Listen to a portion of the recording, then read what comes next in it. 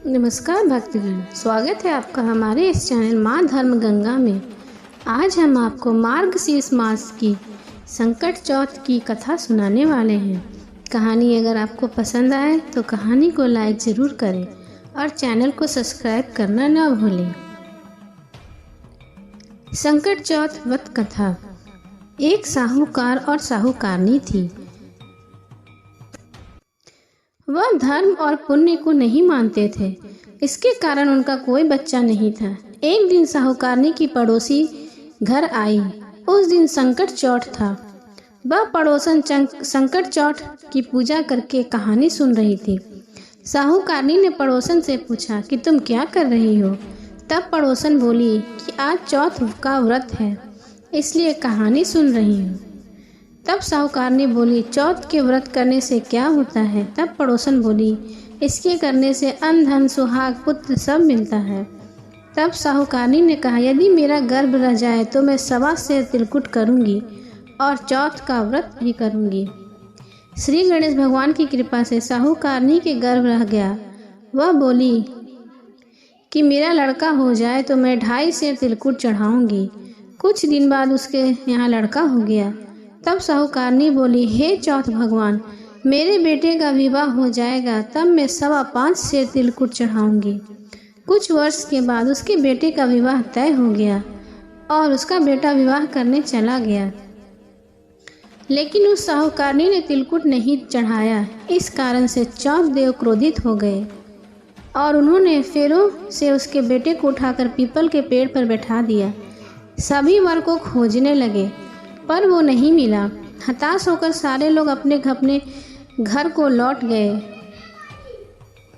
इधर जिस लड़की से साहूकारनी के लड़के का विवाह होना था, वह अपनी सहेलियों के साथ गंगौर पूजन के लिए जंगल में दूब लाने चली गई। तभी रास्ते में पीपल के पेड़ से आवाज़ आई, ओ मेरी अर्धब्याही। यह बात सुनकर जब लड़की घर आई, उसके बाद वह धीरे धीरे सूख कर कांटा होने लगी। एक दिन लड़की की माँ ने कहा, मैं तुम्हें अच्छा खिलाती हूँ, अच्छा पहनाती हूँ, फिर भी तो सूखती जा रही है, ऐसा क्यों। तब लड़की अपनी माँ को बोली कि जब वह दूब लेने जाती है तो पीपल के पेड़ से एक आदमी बोलता है, ओ मेरी अर्धब्याही। उसने मेहंदी लगा रखी है और सेहरा भी बांध रखा है। तब उसकी माँ ने पीपल के पेड़ पास जाकर देखा, यह तो उसका जमाई था। तब उसकी माँ ने जमाई से कहा, यहाँ क्यों बैठे हो, मेरी बेटी तो अर्धब्याही कर दी और अब क्या लेना चाहते हो। साहूकारनी का बेटा बोला, मेरी माँ ने चौथ का तिलकुट बोलकर भगवान को नहीं चढ़ाया, इसलिए चौथ माता नाराज होकर उन्होंने मुझे यहाँ बैठा दिया। यह सुनकर उस लड़की की माँ साहूकारनी के घर गई और उससे पूछा कि तुमने संकट चौथ को कुछ बोला था क्या। तब साहूकारनी बोली, तिलकुट बोला था। उसके बाद साहूकारनी बोली, मेरा बेटा घर आ जाए तो 2.5 मन का तिलकुट चढ़ाऊंगी। इससे श्री गणेश भगवान प्रसन्न हो गए और उसके बेटे को फेरों में लाकर बैठा दिया। बेटे का विवाह धूमधाम से हो गया। जब साहूकारनी ने बेटा एवं बहू को घर आ गए, तब साहूकारनी ने 2.5 मन तिलकुट गणेश भगवान को चढ़ाया और बोली, हे चौथ देव, आपके आशीर्वाद से मेरे बेटे बहू घर आए हैं, जिससे हम हमेशा तिलकुट करके व्रत करेंगे। इसके बाद सारे नगर वासियों ने तिलकुट के साथ संकट व्रत करना आरंभ कर दिया। हे संकट चौथ, जिस तरह साहूकारनी के बेटे बहू को मिलवाया, वैसे हम सबको मिलवाना। इस कथा को कहने और सुनने वालों का भला हो। बोलो गणपति महाराज की जय। कथा 2। एक बुढ़िया माई की कहानी। एक बुढ़िया माई थी, मिट्टी के गणेश जी की पूजा करती थी। रोज बनाए रोज गल जाए। रोज बनाती गणेश जी मिट्टी की और रोज वो गल जाती थी। एक सेठ का मकान बन रहा था। वो बोली, पत्थर का गणेश बना दो।